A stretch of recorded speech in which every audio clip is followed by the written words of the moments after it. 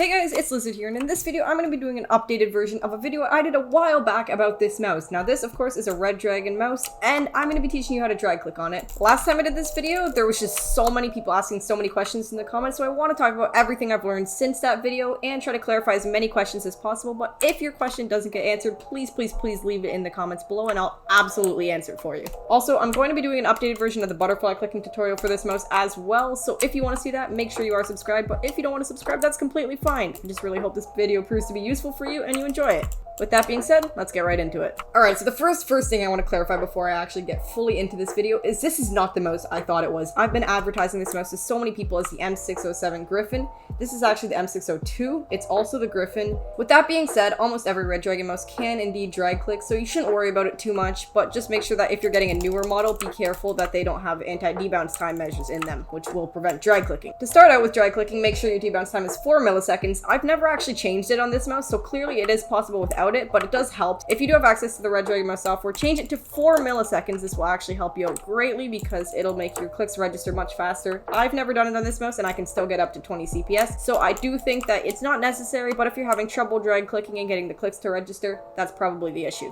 The most important thing to know about drag clicking is that your mouse has to double click. Now this mouse, of course, can double click, which is when I put my finger with this ridge over the edge and I click like this. You're going to see it registers 2 clicks on one actual finger movement. Alright, so next up, let's actually learn how to drag click. We can see this mouse here. We've got a big, long section we can drag click on for long drags or short drags. This mouse especially is good for short dragging, long drags not so much.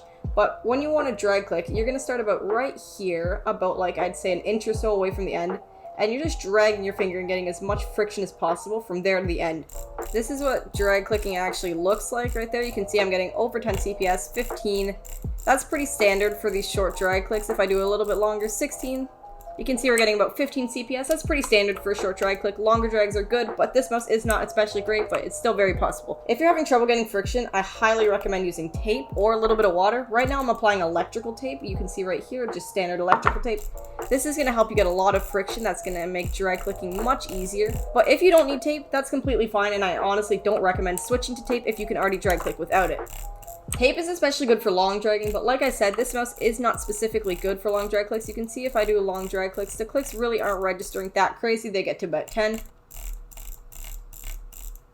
Of course, if we do short drag clicks, that's going to register a lot better CPS than long drag clicks on this mouse. It is very unfortunate it's not great for long dragging, but the short drags are very, very good, and if you're trying to learn to godbridge or moonwalk or anything like that, this is going to be a great mouse for you. When I started out drag clicking, no one really told me how hard to click or anything like that. On Redragon mice, they are very, very sensitive on the end. It takes very little movement on the end of the mouse to actually register a click. You can see how easy that is.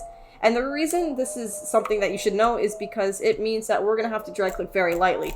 You can see if I drag click very aggressively here, I'm going to get, what, 10, 12? Being extremely light with your clicks is what's going to get you over 10 CPS average.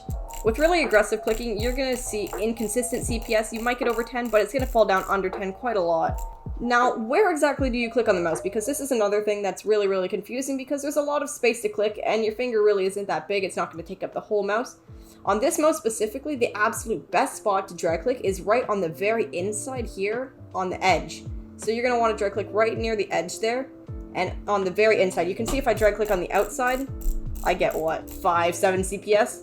Once I start dragging on the inside of the mouse, you're going to start seeing more consistently above 10 CPS, and that is exactly what you want for short drag clicking. About 10 to 12, stuff like that is really exactly what you want, and it's going to be super, super useful. Apart from where to click, which is the inside, and how hard to drag, which is just very lightly, if you know for a fact your mouse can drag click, but you can't do it, it's probably either your debounce time or your clicking method. Your debounce time can be changed in the software you download off of the official website. Your clicking is just going to come through practice. You really just need to practice your clicking a lot. When I started drag clicking on this mouse, I went for weeks making the sound of drag clicking without actually making any progress, and I was only getting like 4 CPS. Eventually, out of nowhere, I started to get 10, 12 CPS. Eventually, I started hitting 20.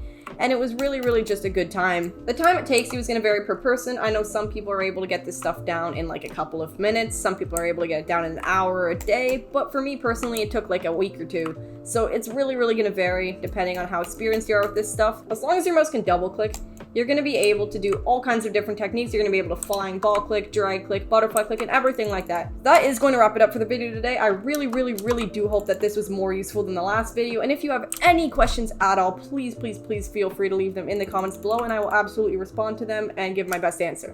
If this video proved useful, or you're trying to see the butterfly clicking tutorial in the near future, please consider subscribing, but obviously it's completely optional, and the most important thing to me is that you found this useful. So if you have any more questions, please leave them in the comments below, and I'll do my absolute best to answer them. So that's gonna do it for today. Thank you so much for watching, and I'll see you guys soon. Goodbye.